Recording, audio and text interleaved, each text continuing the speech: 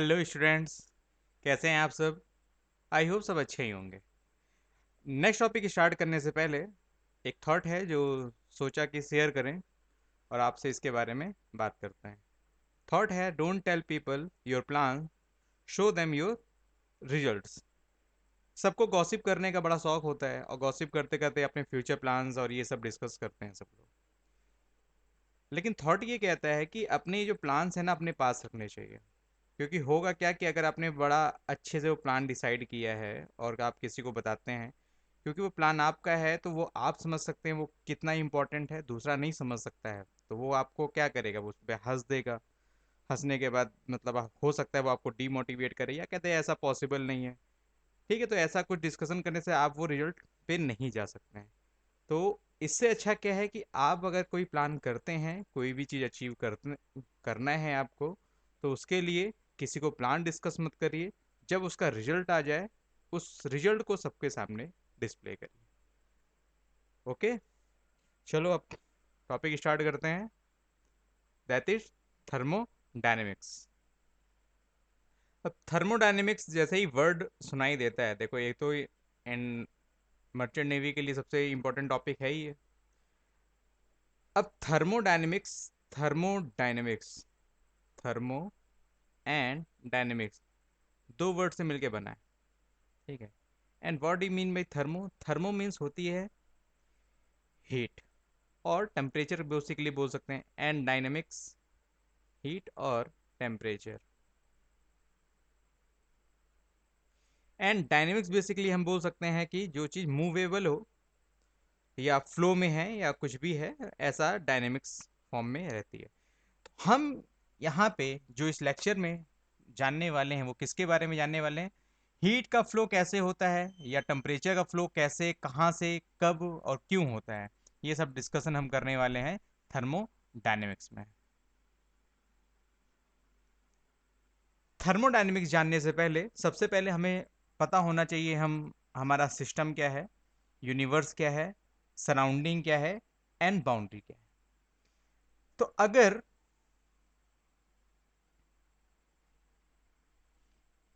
कोई सिस्टम ऐसा है कि हमें इसकी एनालिसिस करनी है, मतलब ये कोई पार्ट है, इसमें हमें ये फाइंड आउट करना है कि इसमें हीट आ रही है या इससे हीट बाहर की तरफ जा रही है, तो हम जिसकी स्टडी करते हैं, जिस पर्टिकुलर पार्ट की हमें स्टडी करनी होती है, वो क्या हो जाता है? सिस्टम। और सिस्टम से बाहर जो भी चीजें होती हैं वो क्या होती हैं? सराउंडिंग्स।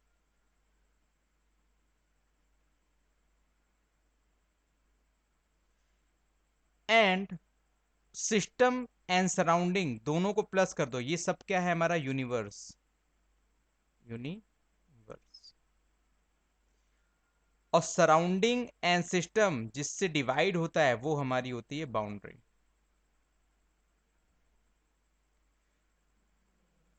तो थर्मोडायनेमिक्स पढ़ने से पहले इतनी चीजें हमें पता होनी, ये बेसिक टर्म है, ये बेसिक कॉन्सेप्ट है जो हमें हमेशा पता होगा, तो हम लोग इजली कोई भी चीज़ समझने में हमें आसानी होगी। तो सराउंडिंग, जैसे कि अभी हम कोई घर पे रहते हैं, ठीक है, अब हमारा ये घर है, हम घर पे बैठे हुए हैं। तो अगर इस घर के अंदर की बात करें, तो अगर हम घर पे देखेंगे कितना इसमें कितने लोग रहते हैं, तो ये हमारी फैमिली है, इतना सब कुछ। तो हम इस चीज़ की स्टडी करेंगे, हमारी फैमिली कितनी, हमारी फैमिली इनकम कितनी आती है, उससे हमारा कितना खर्च चलेगा, कितना सब कुछ होगा, ये हमारी इस चीज़ की स्टडी है। तो घर हमारा क्या है? सिस्टम है। और सिस्टम के बाहर जितनी भी चीज़ें हैं वो क्या हो जाएंगी? हमारी सराउंडिंग्स हो जाती हैं। और जो पूरा है वो क्या होता है? इन यूनिवर्स होता है। और जो ये घर की जितनी भी वॉल्स वगैरह हैं वो क्या हो जाएंगी? बाउंड्रीज। तो इस तरह से कोई भी सिस्टम डिफाइन होता है।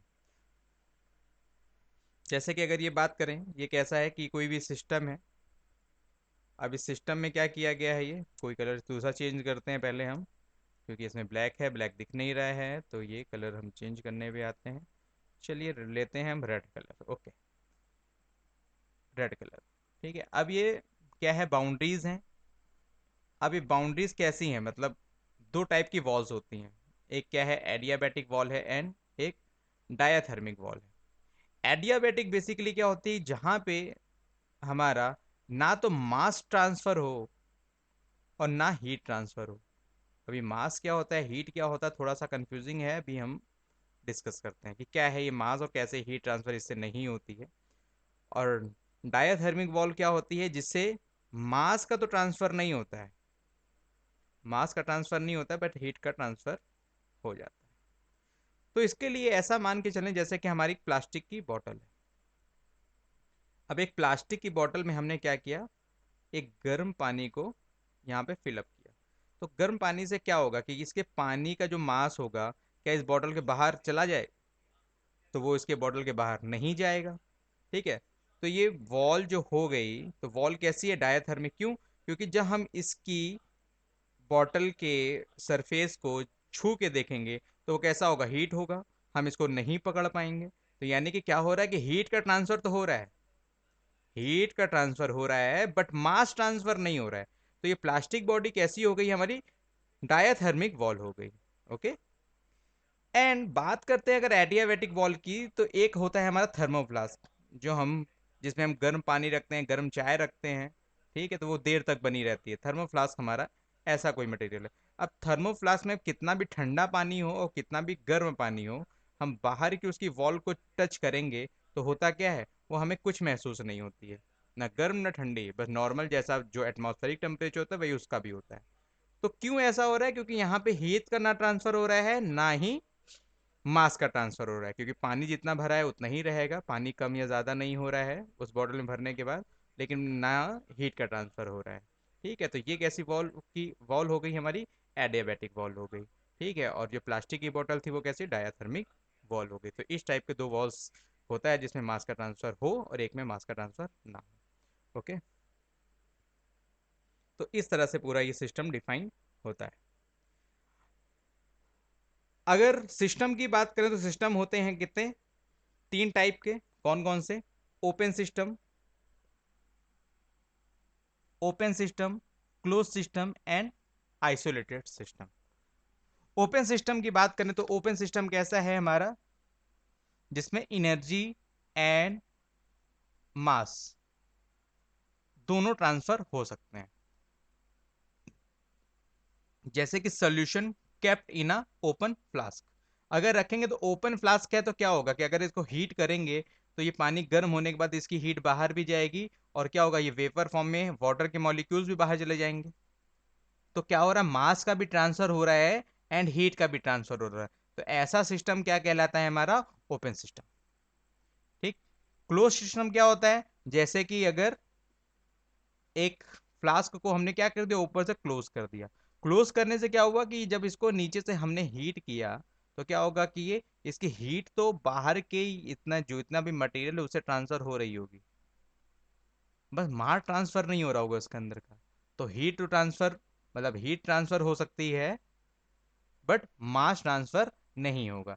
यानी कि हम बोल सकते हैं only energy can be transferred या exchange with surrounding. And isolated system are neither energy nor matter और मास, दोनों ही ट्रांसफर नहीं हो सकती। जैसे कि हमारा थर्मोफ्लास्क बोला था, सील फ्लास्क कैप्टन है थर्मोफ्लास्क। तो इस तरह के एग्जांपल हमारा तीन टाइम के सिस्टम है हमारे, open system, close system and isolated system.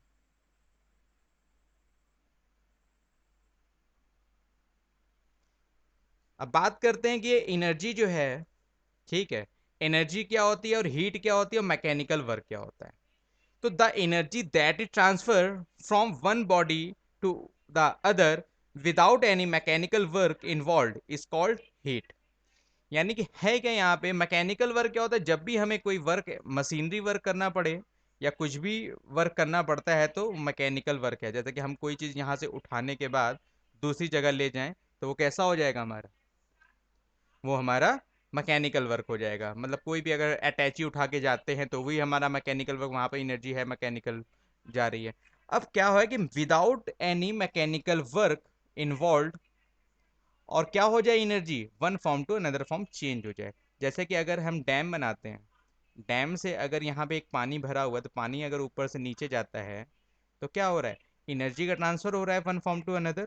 मतलब ये क्या है, यहाँ पे पोटेंशियल एनर्जी और यहाँ पे काइनेटिक एनर्जी है, ये चेंज हो रहा है एनर्जी की फॉर्म। लेकिन क्या हो रहा है, मैकेनिकल वर्क हमें करना पड़ता है। ठीक है। अगर ये नहीं हो, ग्रेविटेशनल फोर्स भी एक तरह से मैकेनिकल वर्क है। लेकिन अभी बात कर रहे हैं कि एनर्जी का ट्रांसफर कैसे हो one form to another body without any mechanical work, तो वो क्या होता है, हीट हो जाती है। क्योंकि हीट ही ऐसी चीज है कि एनर्जी कैसे जा रही है वन फॉर्म टू अनदर। मतलब जैसे कि अगर एक चाय है, चाय का कप होता है, तो क्या होता है यहाँ से, क्या हम इसमें कोई वर्क करते हैं या इसकी जो हीट है बाहर अपने आप चली जाती है। तो without any mechanical work involve the heat is transfer one place to another. अब लेकिन हीट ट्रांसफर कहाँ से कहाँ होती है ये हमको अभी नहीं पता है, बस हमको ये पता है कि एनर्जी का ट्रांसफर हो रहा है। ओके।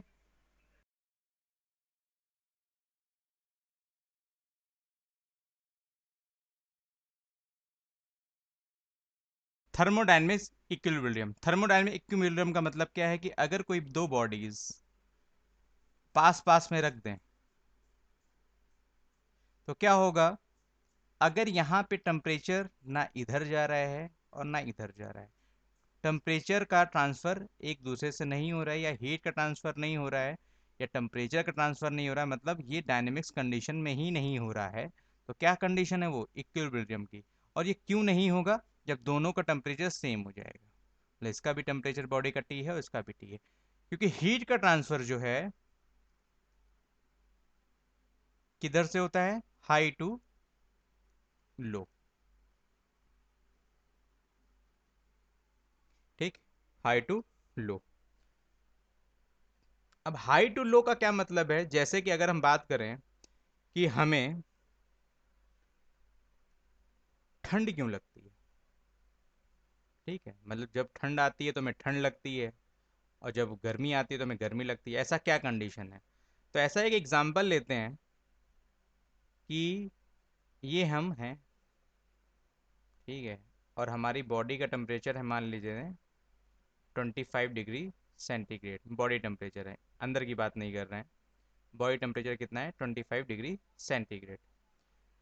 अगर क्या होगा, टेम्परेचर हो जाए 29 डिग्री सेंटीग्रेड एटमॉस्फेयर का, तो क्या होगा, हीट का ट्रांसफर किधर से होगा, हाई टू लो।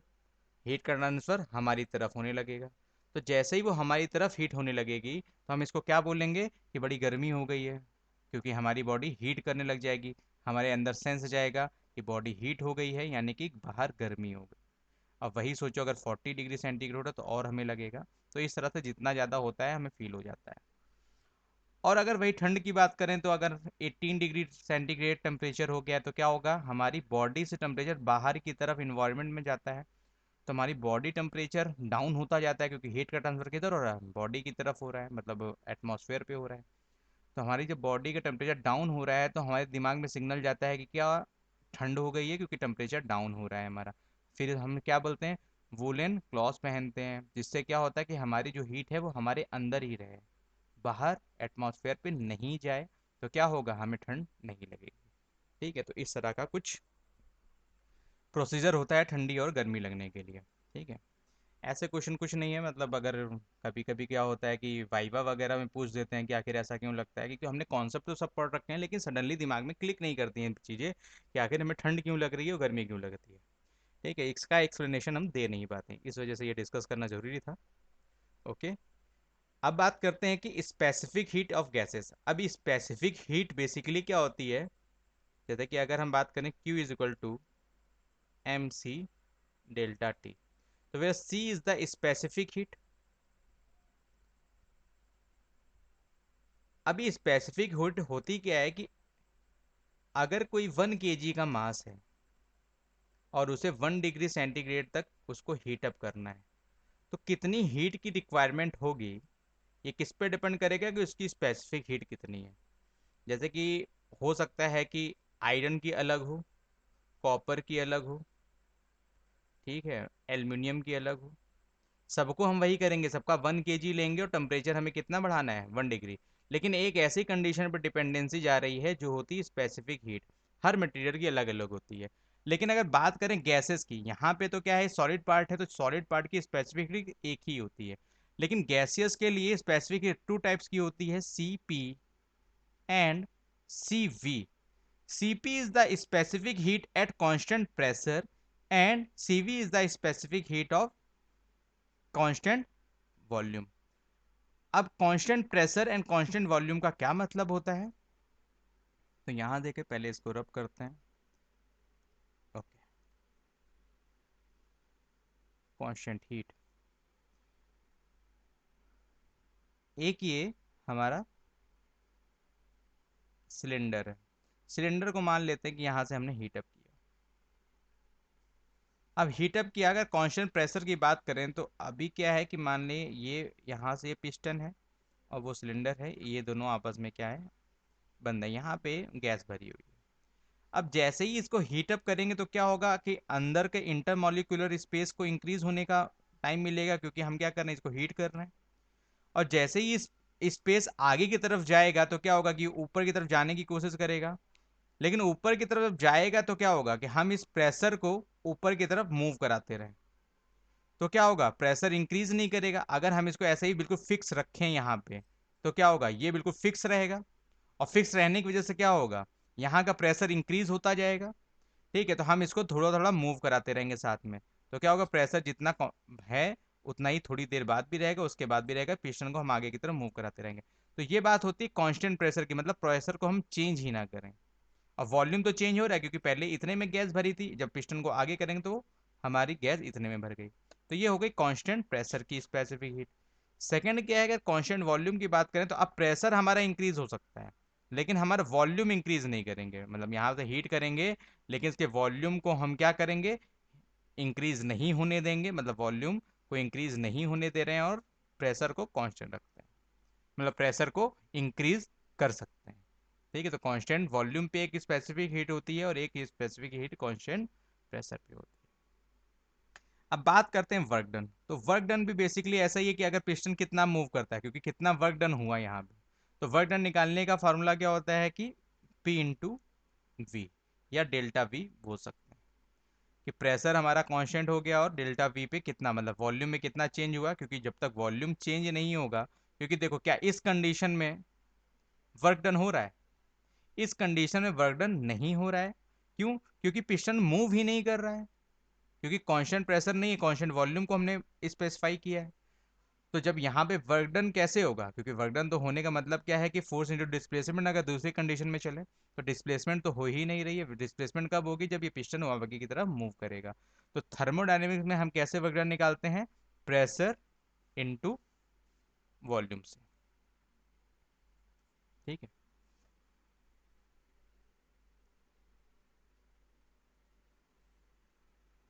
अब पहला क्वेश्चन ये है कि value of CP for monochromatic gas is 5/2 R, find CV. तो सबसे पहले हमें एक रिलेशन पता होना चाहिए कि Cp minus CV is equal to R होता है, ये हमारी फर्स्ट कंडीशन है। तो अगर Cp minus CV is equal to R होता है तो Cp की वैल्यू कितनी है, 5/2 R गिवन है, तो यहाँ पे हमने वैल्यू रखी 5/2 R minus CV is equal to R, and 5/2 R minus R is equal to CV, क्योंकि CV को हम इधर उठा के ले गए, तो ये कितना हुआ, 3R/2 is equal to CV।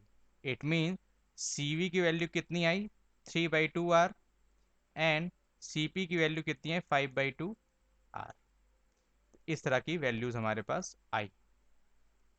और ये हमेशा याद रखना कि CP की वैल्यू हमेशा CV से ग्रेटर देन होगी।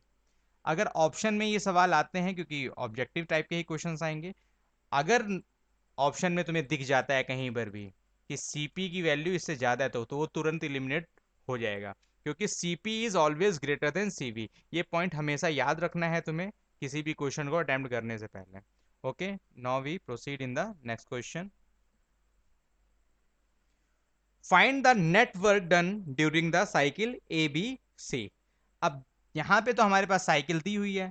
अब वर्क डन क्या होता है हमारा, area under PV curve is known as work done. तो एक स्टेटमेंट यहां से याद हो, area under PV curve is known as work done. अब हमें पीवी का कर्व गिवन है और हमें क्या पूछ रहा है, वर्क डन निकालना है। तो वर्क डन निकालने से वर्क डन कहाँ निकालेंगे हम, तो इसका एरिया निकाल लें। तो एरिया क्या है, पूरे इस ट्रायंगल का एरिया निकाल लें, हमारा वर्क डन निकल आएगा। तो इस एरिया का ट्रायंगल का फॉर्मूला क्या होगा, हाफ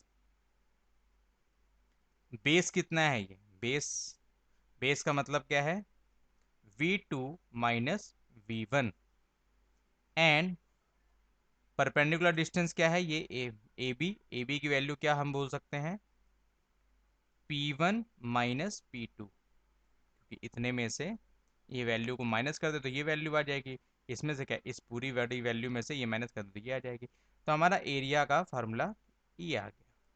ठीक, अगर वर्क डन ऑप्शन में हमारे आएगा तो हम ये टिक आउट करेंगे। Now proceed in the next question. Find the work done during the perfectly circular cyclic process as shown in the diagram.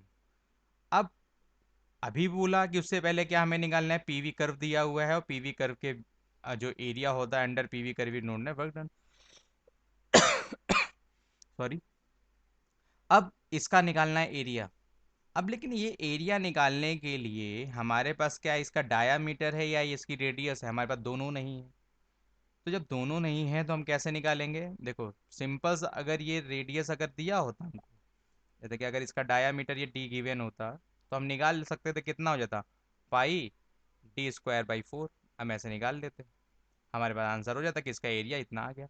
लेकिन अब इसका एरिया नहीं पता, जब एरिया नहीं पता होता है तो हम क्या करते हैं कि यहाँ से इसकी वैल्यू निकालते हैं, तो इसको हम मानते हैं D1 और यहाँ से इसकी वैल्यू निकालते हैं ये D2। ठीक है, तो इन दोनों को मल्टीप्लाई कराते हैं, तो अब देखो ये किस तरह से आएगा, आना होगा पाई D1 एंड D2।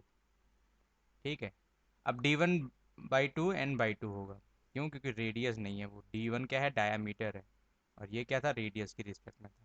तो यहाँ पे वैल्यू रख दो, D1 की वैल्यू क्या आएगी, सिंपल सा हमारा आएगा, D1 की वैल्यू कितनी है, V2 माइनस V1/2, इस तरह से, एंड D2 की वैल्यू कितनी है, P1 माइनस P2/2। तो इस तरह से इसका ये वैल्यू का आंसर आया।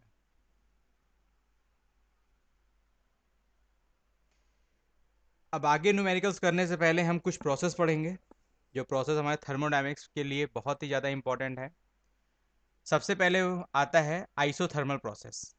अब isothermal process, isobaric process, isochoric process, adiabatic process, cyclic process, reversible process, non reversible process, कुछ इतने सारे प्रोसेस हैं कि हमें समझ में नहीं आते, कभी कभी कन्फ्यूज़न हो जाती है कि कौन सा प्रोसेस क्या है। तो सबसे पहले हम बात करेंगे कि कैसे याद रखें। तो याद रखने के लिए देखो, सबसे पहली वर्ड हमें इसको याद रखना है कि आइसोथर्मल की बात करें तो ये किससे मिलकर बना है, आइसो एंड थर्मल। थर्मल का मीन्स होता है हीट, टेम्परेचर, तो उसको टेम्परेचर के टर्म पे लेके चलें। और आइसो का मीन्स होता है सेम, आइसो का मीन्स होता है सेम। तो जहां पर भी टेम्परेचर सेम है, दो प्रोसेस का सेम टेम्परेचर, या सेकंड वर्ड में हम बोल सकते हैं कि कांस्टेंट टेम्परेचर, कांस्टेंट टेम्परेचर। तो जब कांस्टेंट टेम्परेचर है तो हमारा कौन सा प्रोसेस हुआ, आइसोथर्मल। तो हमेशा ये याद रखना है कि जहां पे टेम्परेचर कांस्टेंट है वो कौन सा प्रोसेस है, आइसोथर्मल। आइसोबारिक, बार किसकी यूनिट होती है, प्रेशर की। तो यानी कि ये किसका हो जाएगा, कांस्टेंट प्रेशर, जहां पे आएगा कांस्टेंट प्रेशर वहां पे हमारा क्या हो जाएगा, आइसोबारिक प्रोसेस। आइसोकोरिक प्रोसेस, अब हमारे पास तीसरी वैल्यू बचती है वॉल्यूम की, तो कांस्टेंट वॉल्यूम की बात करेंगे, कांस्टेंट वॉल्यूम, तो हमारा क्या हो जाएगा, आइसोकोरिक प्रोसेस। ठीक, एडियाबैटिक प्रोसेस, जहां पे हीट कांस्टेंट हो, यहाँ पे हीट कांस्टेंट होगी, वो हमारा कैसा प्रोसेस है, एडियाबैटिक प्रोसेस है। साइक्लिक प्रोसेस क्या है कि अगर कोई साइकिल कंप्लीट होती है, मतलब है क्या कि अगर यहाँ से starting point and final point, मतलब ये जरूरी नहीं कि हमेशा सर्कुलर हो, कुछ इस तरह से भी हो सकता है, लेकिन बस क्या है कि initial point and final point क्या हो जाए, एक ही पॉइंट हो, तो हमारा क्या हो जाएगा, साइक्लिक प्रोसेस। साइक्लिक प्रोसेस कुछ इस तरह से भी हो सकता है, कुछ इस तरह से भी हो सकता है, कैसे भी हो सकता है, बस ये होगा कि initial point and final point are same in cyclic process. बात करते हैं अगर रिवर्सिबल प्रोसेस की, तो रिवर्सिबल प्रोसेस क्या है कि अगर जिस पाथ से कोई भी साइकिल जहां से गुजरी, मान लेते हैं कि ये प्रोसेस क्या हुआ, इसने 1 2 3 4, तो जब इस तरह से वापस अपनी इसी पोजीशन पे आया, और अगर हम इसी प्रोसेस को वापस लेके जा सकते हो, तो वो कैसा प्रोसेस हुआ, रिवर्सिबल प्रोसेस। लेकिन जिसमें लेके जा नहीं सकते हैं, जैसे कि अगर मान लेते हैं कि कुछ ऐसे कि यहां से इस कंडीशन से हम चले गए, जैसे कि 1 से 2 तो हम चले गए, लेकिन 2 से 1 हम इस लूप में नहीं आएंगे, कुछ लॉस होते हुए अगर हम इधर आए, तो क्या होगा, ये इरिवर्सिबल प्रोसेस है, क्योंकि मतलब कहीं पर कुछ लॉस हुआ जा रहा है, तो इरिवर्सिबल प्रोसेस है। कुछ इसका एग्जांपल लेके चलते हैं कि मान लेते हैं कि अगर हमने बोला ये लो,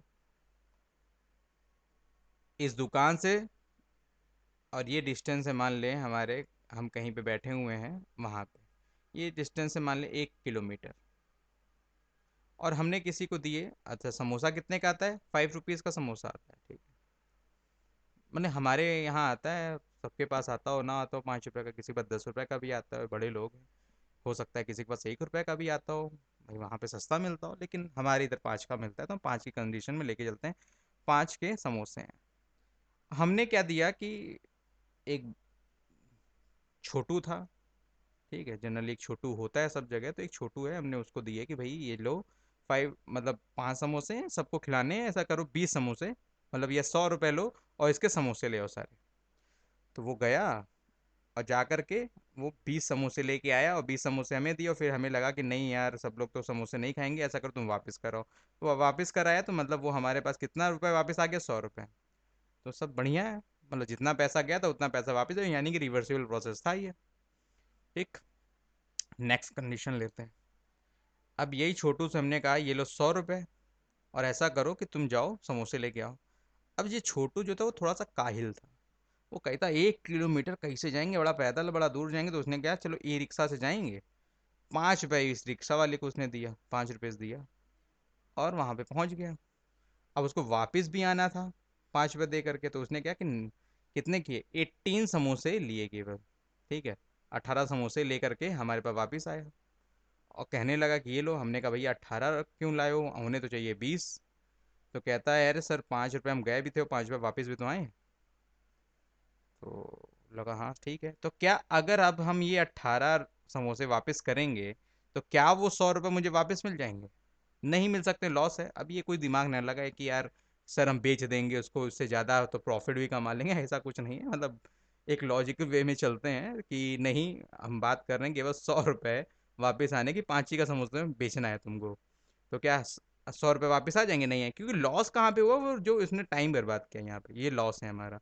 तो ये कैसा प्रोसेस है, इरिवर्सिबल प्रोसेस है। तो कुछ इस टाइप के प्रोसेस हमारे हीट में भी होते हैं। हीट के ट्रांसफर में कैसा है कि अब मान लेते हैं कि अगर लाइट से हमने बर्फ जमाई, ठीक है, हमने बर्फ जमाई तो हमारा लाइट कंज्यूम हुआ, मतलब एक हीट का ट्रांसफर दूसरी हीट में तो किया। अब क्या ये बर्फ को गला करके, क्योंकि अब इसको हीट वापस दे दें, तो क्या हम वो बिजली प्रोड्यूस कर सकते हैं, उतनी हीट से नहीं कर सकते, क्योंकि लॉस हो जाएगा, ठीक है, पॉसिबल नहीं है। तो ये इरिवर्सिबल प्रोसेस बिल्कुल भी नहीं है। लेकिन कुछ ऐसे पॉसिबल होते हैं जो रिवर्सिबल होते हैं, लेकिन ऐसा आइडियल कंडीशन में ही होता है, लेकिन ऐसा पॉसिबल ओरिजिनलिटी में रिवर्सिबल प्रोसेस अचीव करना बहुत ही ज़्यादा मुश्किल है, लेकिन नॉन रिवर्सिबल प्रोसेस तो ईजिली हो जाता है। अब एक ग्राफ देखते हैं कि इसका है आइसोथर्मल प्रोसेस के हैं, ऐसे सारे ग्राफ देखेंगे हम। पीवी का ग्राफ ये याद करना है, क्योंकि इससे क्या होगा, अगर साइकिल या ग्राफ तुम लोगों को थर्मोडायनेमिक्स वेरी इंपॉर्टेंट होते हैं, और अगर तुम लोगों ने इसको समझ लिए, तो क्या होगा कि सारे न्यूमेरिकल्स इजीली हो सकते हैं, और इसके कॉन्सेप्ट इजीली आ सकते हैं। तो या तो इन पॉइंट्स को देख करके बार बार देखने हैं, और इन ग्राफ को बार बार याद करना है, तो जिससे कि तुम्हें कॉन्सेप्ट दिमाग में बैठ जाए। जैसे कि अगर बात करते हैं आइसोथर्मल प्रोसेस की, आइसोथर्मल क्या था कि टेम्परेचर कांस्टेंट था, तो हमारे पे 3 ग्राफ होते हैं हमेशा, कौन से, पीवी डायग्राम होता है एक, पीवी, एक होता है वीटी, और ये पीटी, नहीं ऐसा, अरे यार,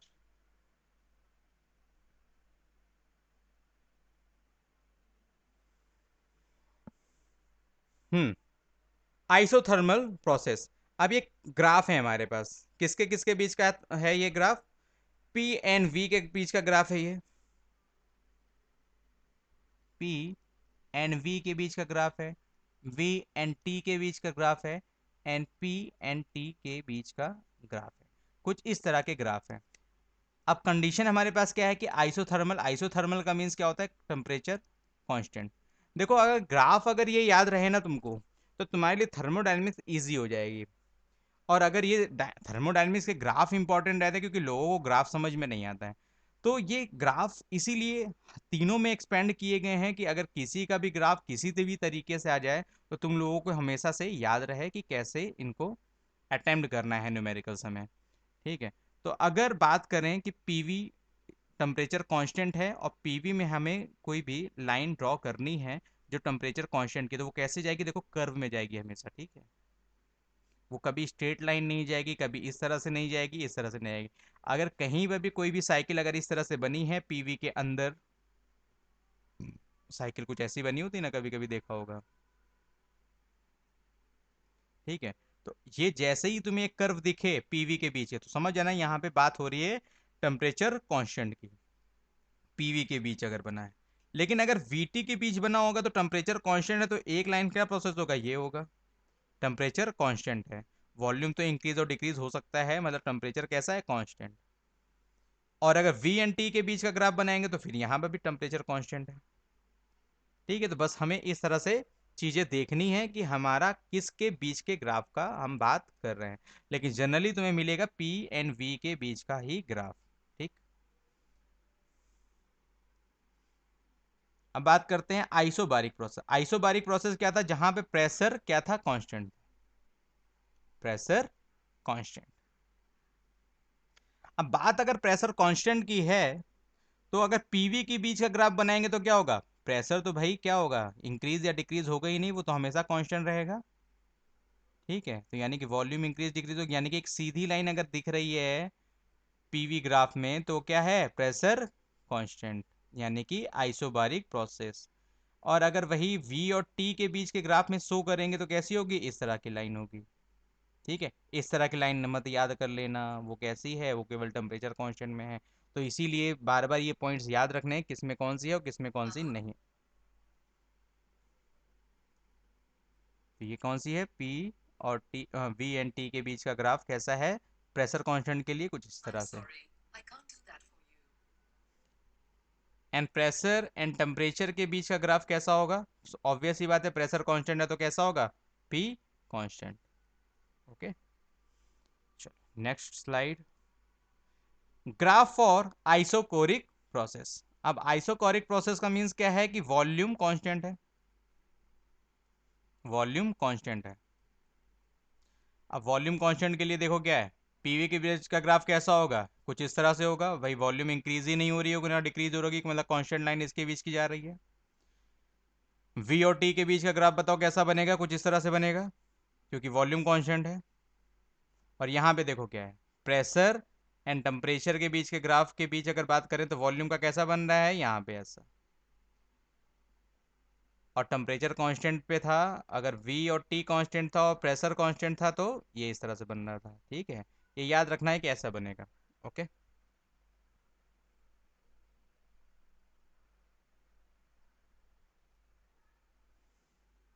अब आता है एडियाबैटिक प्रोसेस। एडियाबैटिक प्रोसेस, देखो अब यहाँ पे ये भी ग्राफ कैसा है? पी ऑन वी का कुछ इस तरह से गया है।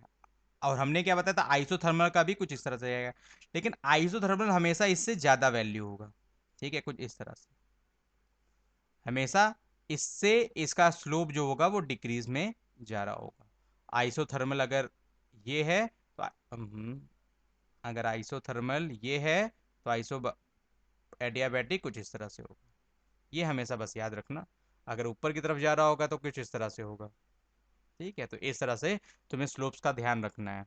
वैसे दोनों अगर एक साथ पूछेगा तो कैसा है? ठीक, बस दोनों ग्राफ इस तरह, क्योंकि वो भी तो असल में हीट क्या है? वो भी तो एक पार्ट ऑफ टेम्परेचर ही है, लेकिन बस थोड़ा सा डिफरेंट ही है। तो इसलिए कैसा ग्राफ इसका जा रहा है? कुछ इस तरह से। और वी टी के बीच का ग्राफ कैसा जाएगा? देखो टेम्परेचर तो कांस्टेंट है नहीं, तो टेम्परेचर भी इंक्रीज करेगा और वॉल्यूम भी। तो किस तरह से ग्राफ गया? देखो इस तरह से। तो इस तरह से ग्राफ का मतलब क्या है कि टेम्परेचर डिक्रीज हो रहा है और वॉल्यूम इंक्रीज हो रहा है।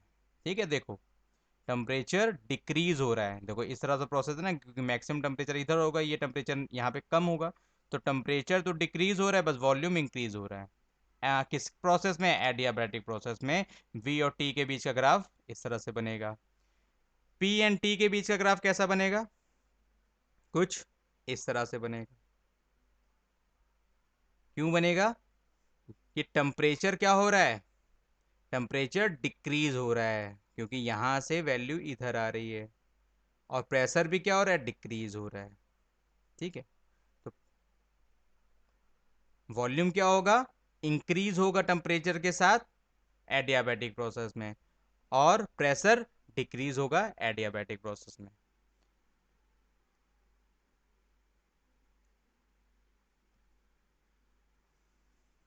देखो अब ये साइक्लिक प्रोसेस है। साइक्लिक प्रोसेस में देखो दो टाइप की है, इनको अभी बस याद रखना है तुम्हें कि क्या है ये। कि अगर ये साइकिल तुम्हें क्लॉकवाइज जाती हुई दिखे, मतलब अगर कोई भी फंक्शन कुछ इस तरह से दिख रहा है, मतलब अगर पी वी का है, पी वी, ठीक है, तो पी वी में कोई साइकिल कैसे जा सकती है? कुछ इस तरह से। यानी कि अगर ये वन है, two process, three process, four process, यानी कि one to two, two to three, three to four and four to, तो हम ये किसको कैसा बोल सकते हैं, कैसा प्रोसेस है ये? क्लॉकवाइज और एंटी क्लॉकवाइज? Anti clockwise. ठीक है। दूसरा प्रोसेस कैसे हो सकता है? कुछ इस तरह से जाए, वन टू थ्री फोर, यानी कि ये आया, तो ये कैसा प्रोसेस हुआ? क्लॉकवाइज प्रोसेस पीवी के बीच। अब एरिया अंडर पीवी कर्व क्या होता है हमारा? हमारा क्या था? Work done. ठीक है, तो बताओ यहाँ पे वर्क डन कैसा होगा? देखो वर्क डन इसके बीच का तो होगा नहीं, और इसके बीच का भी नहीं होगा, यानी कि वर्क डन किसके बीच का होगा? ये इस बीच के, और ये क्या है? तो ये हमारा क्या इनिशियल है, और ये क्या है? फाइनल है। अगर इसका वर्क डन निकालें तो कैसा निकलेगा हमारा? क्योंकि ये वाली वैल्यू कैसी है भाई? इनिशियल माइनस फाइनल करेंगे, इनिशियल वैल्यू कितनी आ रही है? कम आ रही है, तो कम से अगर इनिशियल वैल्यू फाइनल वैल्यू, तो अगर इसका एरिया निकालें यहाँ से, देखो वन टू टू प्रोसेस का एरिया कितना निकलेगा? कुछ इस तरह से निकलेगा। और इस वाले प्रोसेस का एरिया कितना निकलेगा? देखो यहाँ से पूरा एरिया निकालना पड़ेगा, फिर इन दोनों को जब माइनस करेंगे तो ये बीच का एरिया निकल के आएगा। ठीक है, तो अभी क्या है कि इनिशियल माइनस फाइनल हमें करना पड़ता है, क्योंकि इनिशियल यहाँ से स्टार्ट हुआ है। अब इनिशियल माइनस फाइनल की वैल्यू निकालेंगे तो ये वैल्यू निकलेगी निगेटिव, क्योंकि फाइनल वैल्यू हमारी क्या है? ज़्यादा है, और इनिशियल वैल्यू कम है। लेकिन इस वाली कंडीशन में देखो ये वाली वैल्यू क्या है, और यहाँ पे वैल्यू क्या है? देखो ये वाली वैल्यू ज़्यादा है, ये वाली कम है फाइनल, तो ये कितनी पॉजिटिव वैल्यू आएगी। तो हम सीधा सा याद रखते हैं, अगर साइकिल हमें कहीं पर भी दिखेगी, अगर वो क्लॉकवाइज साइकिल है, यानी कि वर्डन कैसा होगा? पॉजिटिव होगा। ये एक रिमेंबर करने का पॉइंट है, एक नंबर का पूछ लेते हैं कभी कभी।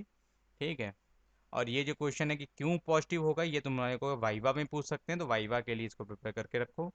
और क्या है कि डब्लू कब निगेटिव होगा? जब एंटी क्लॉकवाइज होगी, तो यानी कि माइनस में वैल्यू कब आएगी वर्क डन की? जब एंटी क्लॉकवाइज साइकिल घूमेगी। ठीक। ओके स्टूडेंट्स, आज के लिए बस इतना ही रखते हैं। नेक्स्ट क्लास में इसके आगे का पढ़ेंगे, आगे की स्लाइड का डिस्कशन करेंगे, और उससे रिलेटेड हम कुछ न्यूमेरिकल्स करेंगे। ठीक है, ओके, थैंक यू।